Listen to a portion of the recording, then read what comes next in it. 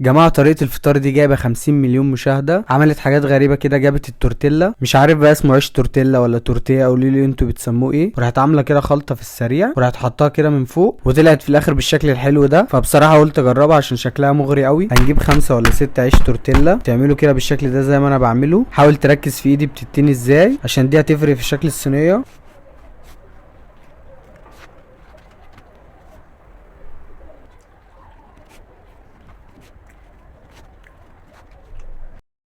بعد كده هنحطهم كده بالشكل ده.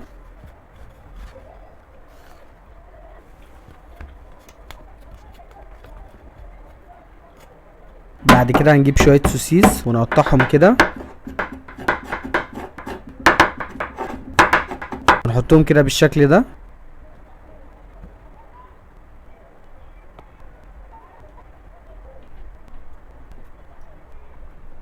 بعد كده هنجيب 3 بيضات عليهم نص كوباية لبن، واحط شوية جبنة موتزاريلا، حاول تكترها على قد ما تكتر عشان دي اهم حاجة. واخر حاجة شوية بقدونس، وهتروح مقلبهم كده.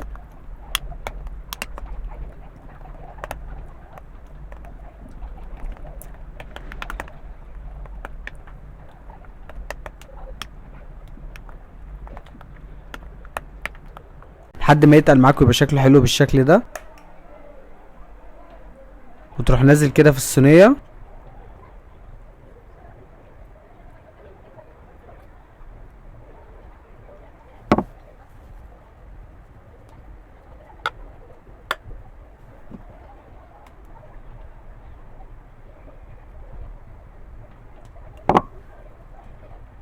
وتروح حاطط شوية زيت كده في الاخر من على الوش.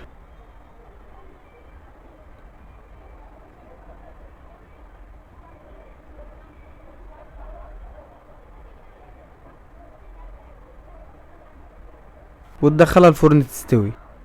كده انت عملت بقى فطار او غدا او عشاء، اي وجبة في اليوم ممكن تاكلها في اي وقت. نفسي اوصف لكم ريحتها. يعني ايه اوصف ريحتها؟ نفسي اوصل لكم ريحتها.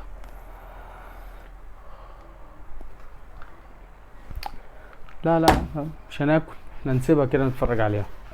ونقطعها كده مربعات بالشكل ده. بعد كده تسمي الله وتبدأ تاكل. شكلها هتخلص النهارده دي. بس كده متنساش تعمل سيف للفيديو عشان تجربها، واعمل لي فولو عشان تصدقني هتستفاد. فتحفه تحفه تحفه، لازم تجربوها. اللي مش هيجربها خسران. اللهم بلغت اللهم فشلت.